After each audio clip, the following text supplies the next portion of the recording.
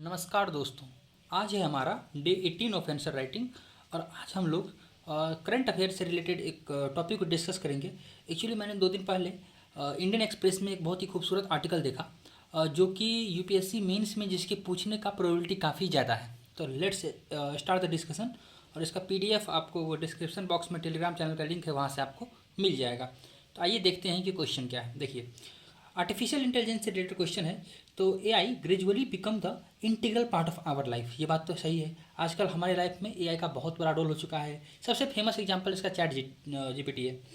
But it also poses environmental challenges. ठीक है, तो AI development environmental challenges create करता है due to its resource consumptions and waste generation. ठीक है, तो 2 यहाँ पर कीवर्ड दे दिया है। जो रिसोर्स कंजम्पशन, जैसे इतना सारा इलेक्ट्रॉनिक डिवाइस का यूज होता है, अलॉन्ग विद दैट वाटर का मतलब इलेक्ट्रिसिटी का यूज होता है। ठीक है, एंड वेस्ट जनरेशन। ठीक है, और जो ई वेस्ट जनरेट होता है। ठीक है, तो यानी कि ये स्टेट में हमें किस तरह डिस्कस करना है कि एआई ग्रेजुअली इंटीग्रल पार्ट हमारी लाइफ का हो चुका है, जो कि इन्वायरमेंटल चैलेंज पोज करता है। इस बात को डिस्कस करना है। पहला पार्ट ये हो गया हमारे क्वेश्चन का। ठीक है, दूसरा पार्ट क्या कह रहा है कि हमको ना कुछ मेजर सजेस्ट करना है। ठीक है, ताकि हम एआई डेवलपमेंट को सस्टेनेबल प्रैक्टिस में कन्वर्ट कर सकें। मतलब ये हुआ कि हमें कुछ सस्टेनेबल प्रैक्टिस मेजर सजेस्ट करना है ताकि जो ऊपर दिए गए चैलेंजेस, इन्वायरमेंटल चैलेंज, इससे कोप अप कर सके, यानी एआई डेवलपमेंट भी हो सके और ये चैलेंजेस भी ना आए। ठीक है, तो ये रहा हमारा क्वेश्चन का सेकंड पार्ट। तो let's start the discussion of the solution.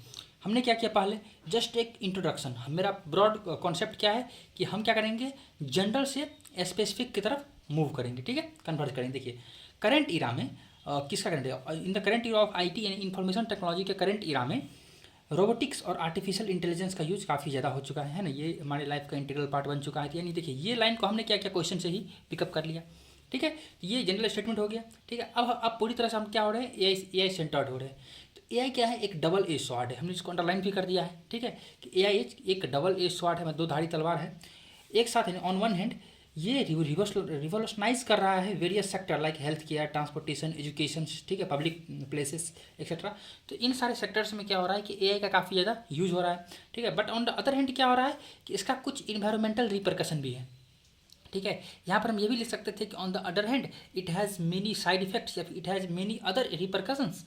One of them is environmental one which are as follows. ठीक है, तो हम इस तरह से भी मेंशन कर सकते थे, बट हमने डायरेक्ट मेंशन कर दिया कि इन्वायरमेंटल रिपरकशन इसका है। यहाँ 2 तरह से लिख सकते थे हम लोग। ठीक है, तो अब देखिए क्या क्या है। तो पहला क्या है, जनरेशन ऑफ ई वेस्ट। आपको पता होगा कि जो आर्टिफिशियल इंटेलिजेंस काम करता है। ठीक है, तो आर्टिफिशियल इंटेलिजेंस जहाँ भी काम करता है वहाँ बड़े बड़े सुपर मतलब कंप्यूटर्स लगे होते हैं। ठीक है, may be the super computer.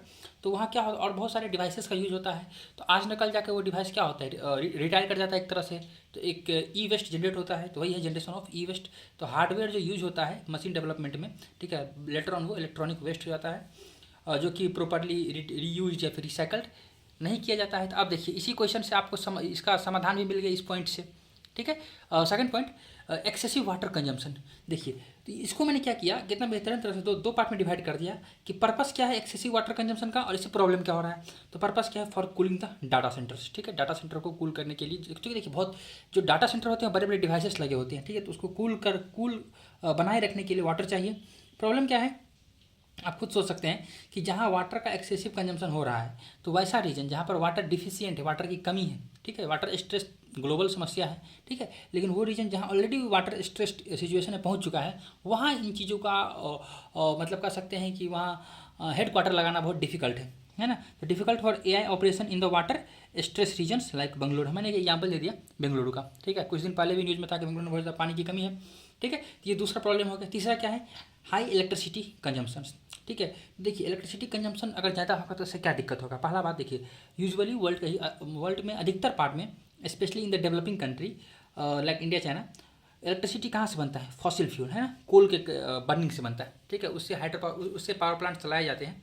तो क्या होगा, अगर इलेक्ट्रिसिटी ज़्यादा कंजम्पशन होगा तो ज़्यादा कोल का बर्निंग होगा। अगर ज़्यादा कोल का बर्निंग होगा तो ऑफकोर्स कार्बन एमिशन ज़्यादा होगा, और ज़्यादा कार्बन एमिशन तो क्या हो जाएगा, क्लाइमेट चेंज होगा, जो कि एक ग्लोबल समस्या है। ठीक है, सी लेवल बढ़ेगा। ठीक है, तो हमने क्या किया कि ये 3 पॉइंट को इस तरह से डिस्कस किया। ठीक है, आप हर पॉइंट में एग्जाम्पल भी दे सकते थे, मैंने एग्जाम्पल सबसे लास्ट में रख दिया। ठीक है, कि गूगल का रिपोर्ट है कि carbon emission increase by 13% as compared to 2023। ठीक है, क्योंकि आर्टिफिशियल इंटेलिजेंस जिस तरह से डेवलप हो रहा है, तो ये कार्बन एमिशन 13% बढ़ गया एज कम्पेयर टू 2023। साथ में कह रहा है कि जो data center consume 17% more electricity than the 2023। आप देखिए ये जो 2 पॉइंट है, ठीक है, तो इसको हम लोग अलग अलग जगह पे रख भी सकते थे, बट हमने क्या किया, एक ही साथ गूगल के रिपोर्ट में ये 2 एग्जाम्पल दे दिया। Along with that chat GPT, पता है ओपन एआई का कंपनी है ना, तो ओपन एआई के द्वारा डेवलप किया गया चैट जीपीटी, उसका जो 4th वर्जन है, ठीक है, जो आई थिंक प्रीमियम मिलता है, ये कंज्यूम करता है 6% of the district water supply, ठीक है, जहाँ ये लोकेटेड है उस डिस्ट्रिक्ट में जितना वाटर सप्लाई होता है उसका 6% केवल चैट जीपीटी कंज्यूम करता है फॉर इट्स कूलिंग, ठीक है। तो ये रहा हमारा कुछ समस्या, इसको मैंने एग्जाम्पल की सहायता से प्रूव कर दिया। Moving forward, then measures to ensure sustainable practice for tackling the challenges, ठीक है, हम लोग क्या क्या स्टेप्स ले सकते हैं, क्या क्या मेजर्स ले सकते हैं।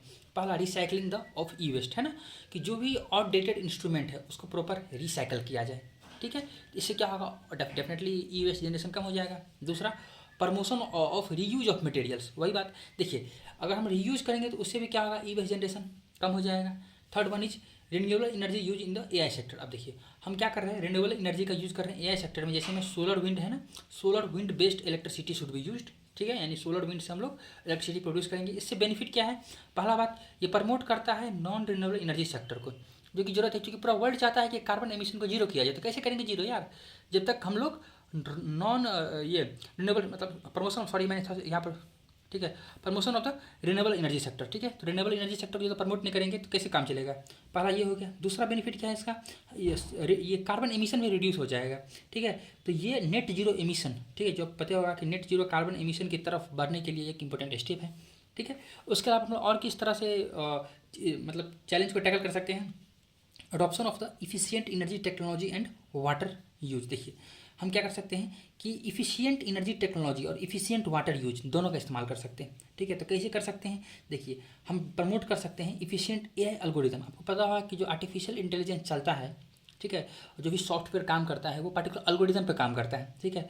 तो हम एक ऐसा इफिशियंट एआई एल्गोरिदम डेवलप करें, यानी कि नोट अलग से नहीं बल्कि जो भी है हमारे पास, जो भी अवेलेबल रिसोर्सेस है उसमें उसको कैसे हम और इफिशियंट बना सकते हैं, उस एल्गोरिदम को कैसे और ज़्यादा बेहतरीन बना सकते हैं, ठीक है, जो कि डिक्रीज कर देगा रिसोर्स कंजम्पशन और ऑप्टिमाइज कर देगा परफॉर्मेंस को। मतलब रिसोर्स कंजम्पशन जैसे ये वाटर का, एनर्जी का कंजम्पशन को कम कर देगा, लेकिन उसके परफॉर्मेंस को और बढ़िया कर देगा, ठीक है। तो ये 4 तरह से हुआ कि रिसाइकलिंग, रीयूज, रिन्यूएबल एनर्जी का यूज़ करना और इफिशियंट एनर्जी टेक्नोलॉजी या फिर इफिशियंट वाटर यूज़ करना, ठीक है। तो इस तरह से हम लोग क्या कर सकते हैं, इस तरह से हम लोग इन चैलेंजेस को टैकल कर सकते हैं।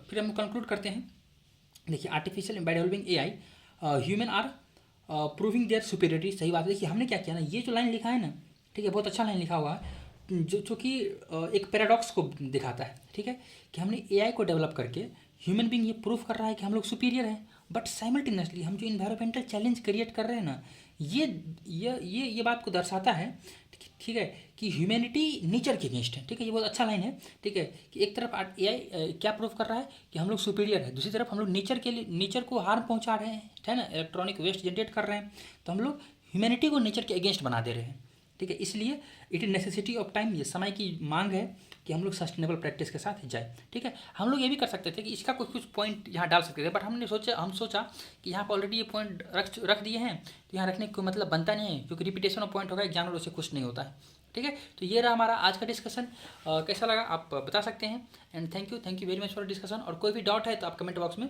रख सकते हैं, ठीक है, थैंक यू।